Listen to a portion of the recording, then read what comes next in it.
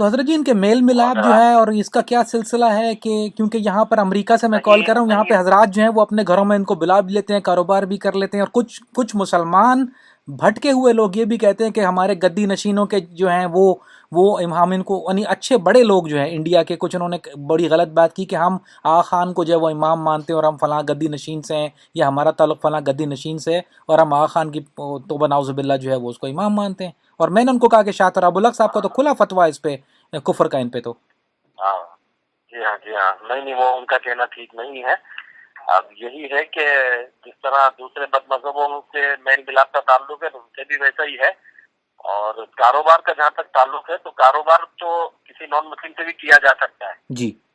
ٹھیک ہے نا، کاروبار ان سے بھی کیا جا سکتا ہے، ان سے کسی آغا خانی کو ہماری مسجد میں آ کے نماز پڑھتے دیکھا نہیں ہوگا۔ بالکل نہیں نماز تو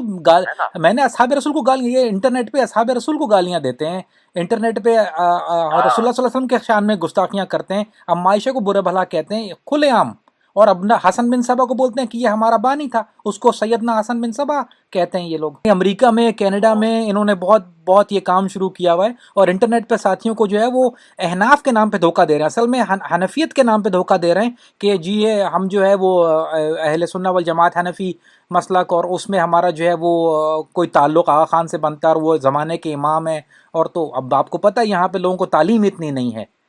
تو وہ لوگ جو ہے وہ اس کے ورغلانے میں۔ جب امریکہ میں شاہ صاحب گئے تھے جی تو انہوں نے اپنے اجتماع میں شاہ صاحب کو بلایا تھا جی، اور انہوں نے کہا کہ بھئی آپ جب آپ کے امام ابو حنیفہ ہیں، امام شافعی آپ مانتے ہو، تو ہمارے امام کو کیوں نہیں مانتے؟ جی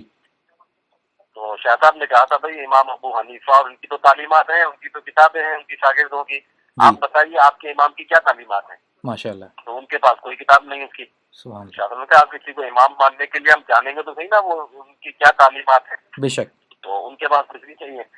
ٹھیک ہے نا۔ تو یہ آپ کو سمجھنے کی حد تک تو یہی ہے کہ بھئی یہ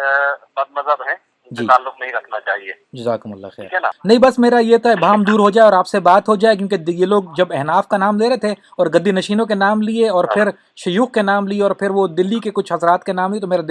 دل میں تھوڑا سا ہے کہ میں پھر بھی جو سورس ہے، جو کہ آپ حضرات ماشاءاللہ سب سے اچھی سورس ہیں اس وقت اہل سنہ .net کے حوالے سے آپ کا جو کام ہے، تو میں نے کہا کیونکہ میں نے پہلے بھی شاہ صاحب کے بیان بھی آپ کے حوالے سے سنے ہوئے میں نے، تو میں نے کہا میں آپ سے وضاحت انشاءاللہ اور سوال بھی کر لوں، تشفیع بھی ہو جائے گی انشاءاللہ، اور ساتھیوں کو پیغام پہنچا بھی دوں گا تو اس سے بہت فائدہ ہوگا انشاءاللہ۔ ٹھیک بہتر، جزاکم اللہ احسن الجزا حضرت، السلام علیکم ورحمۃ اللہ وبرکاتہ۔ السلام علیکم۔ السلام۔